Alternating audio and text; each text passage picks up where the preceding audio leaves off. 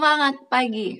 Hari ini saya ingin berbagi mengawali hal yang saya syukuri atas kebaikan Tuhan. Beberapa hari yang lalu, kuota internet saya habis, sehingga saya harus melakukan pengisian kuota. Tapi waktu saya sibuk untuk mencari jumlah kuota beserta tarif yang saya butuhkan, saya pun mulai ingat, bagaimana dengan kartu saya yang satu lagi yang biasa saya gunakan sebagai nomor utama. Jadi maksudnya seperti ini. Dalam handphone yang saya gunakan ini disediakan 2 slot kartu SIM card. Jadi saya bisa menggunakan 2 kartu. Kartu utama, slot yang pertama, saya gunakan provider merah di mana provider ini memiliki sinyal yang lebih banyak di kota-kota di Indonesia. Jadi memang saya membutuhkan provider merah ini. Tetapi khusus untuk internet, saya menggunakan SIM card dari provider yang lain karena memang tarif yang diberikan oleh provider yang kedua ini lebih aman di kantong dan saya rasa itu juga sesuai dengan kebutuhan saya. Kalau provider yang utama ini lebih mahal tarifnya. Jadi ketika saya sudah melakukan pengisian kuota, saya mulai berpikir, sampai kapan ya masa aktif dari kartu saya yang pertama, yang utama? Karena saya sudah terbiasa menggunakan internet dalam hal berkomunikasi, baik itu chatting via WhatsApp ataupun aplikasi lainnya. Telepon juga saya gunakan internet, baik via WhatsApp, Zoom, Google Meet ataupun aplikasi lainnya juga. Jadi sangat jarang bagi saya untuk telepon secara langsung ataupun SMS. Karena itu saya mulai khawatir. Saya pun membuka aplikasi untuk melihat sampai kapan masa berlaku kartu saya yang pertama. Dengan lega saya mendapati ternyata masih ada waktu bagi saya beberapa bulan lagi untuk masa aktifnya. Ternyata masih aman. Saya mulai merasa, wah, kalau saya semakin khawatir dengan kebutuhan duniawi saya, dari peristiwa ini saya belajar. Ternyata Tuhan pun mengingatkan saya juga harus khawatir dengan iman saya. Kalau saya semakin jauh dari pertemuan ibadah, apalagi tidak rutin dalam hal renungan pagi, renungan malam, doa pribadi, itu juga akan membuat iman saya semakin lemah bahkan bisa saja mati. Kalau saya tidak mengisinya kembali dengan firman Tuhan, saya tidak akan bertahan dalam hal rohani. Mari kita sama-sama terus membangun hubungan kita dengan Tuhan.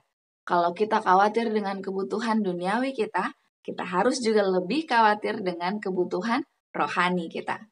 Mari kita mengisi kebutuhan tersebut dengan hal-hal yang rohani.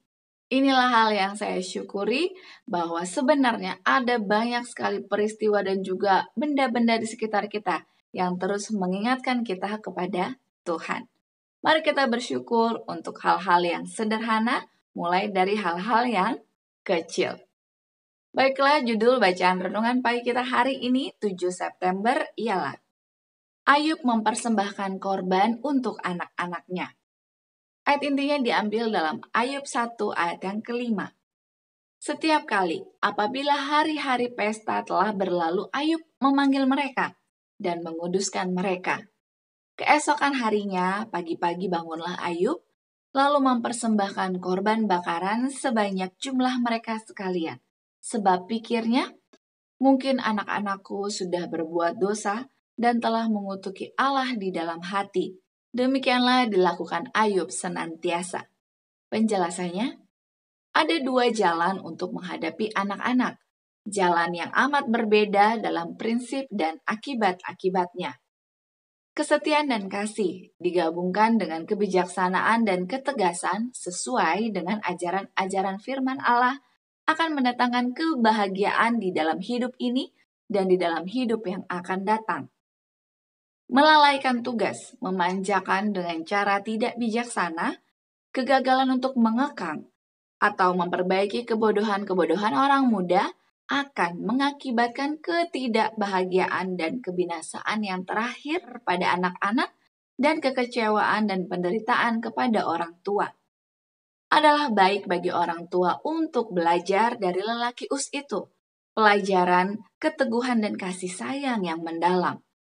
Ayub tidak mengabaikan kewajibannya kepada orang-orang di luar rumah tangganya, Dia murah hati, baik hati, memikirkan kepentingan orang lain, dan pada saat yang sama ia bekerja dengan sungguh-sungguh untuk keselamatan keluarganya sendiri. Di tengah kemeriahan putra dan putrinya, ia gemetar kalau anak-anaknya tidak akan menyenangkan hati Tuhan. Sebagai seorang imam yang setia dari rumah tangga itu, dia mempersembahkan korban bagi mereka secara pribadi. Dia tahu sifat dosa yang sangat dibenci dan pemikiran bahwa anak-anaknya mungkin melupakan tuntutan ilahi itu membawa dia kepada Allah sebagai perantara bagi mereka. Dia, Tuhan, berkeinginan untuk melihat orang-orang muda dikumpulkan dari rumah-rumah anggota kita karena pengaruh saleh dari rumah mereka telah menyerahkan hati mereka kepadanya dan pergi keluar untuk memberinya pelayanan tertinggi dalam hidup mereka. Diarahkan dan dilatih oleh instruksi saleh dari rumah, pengaruh ibadah pagi dan sore, contoh yang konsisten dari orang tua yang mengasihi dan takut akan Tuhan. Mereka telah belajar untuk tunduk kepada Tuhan sebagai guru mereka dan siap untuk memberikan pelayanan yang dapat diterima sebagai putra dan putri yang setia. Orang muda seperti itu siap untuk mewakili kepada dunia kuasa dan kasih karunia Kristus. Aplikasinya bagi kita hari ini adalah mari kita setia mulai dari hal yang kecil, yaitu ibadah pagi dan ibadah malam. Khususnya bagi para orang tua yang masih dapat menjangkau ataupun mungkin anak-anak di luar jangkauan pun, tetap harus menyampaikan permohonan doa kepada Tuhan, agar Tuhan kiranya dapat mengampuni kesalahan-kesalahan dari anak-anak, baik itu yang sengaja maupun tidak. Karena sebagai orang tua merupakan wakil Tuhan di dunia ini untuk terus memberikan nasihat kepada anak-anak dan mengarahkan iman mereka kepada Tuhan saja. Karena pengaruh dunia ini sangat kuat untuk menjatuhkan kita. Mari kita tetap terhubung kepada Tuhan hari ini. Slogan kita awali hari ini dengan renungan pagi. Mari kita bersatu di dalam doa. Kita berdoa. Bapa kami yang penuh kasih, saat ini kami datang kembali kepada Tuhan. Tuhan yang menjadi sumber kekuatan kami. Kami rindu Tuhan agar boleh terus mengingatkan kepada kami melalui bisikan Roh Kudus, agar kami boleh setia datang kepada Tuhan melalui mezbah pagi dan petang. Kami juga sebagai para orang tua yang telah Tuhan percayakan, kami rindu untuk memohonkan ampun kepada Tuhan untuk dosa dari para anak-anak kami semua, baik yang dekat maupun jauh.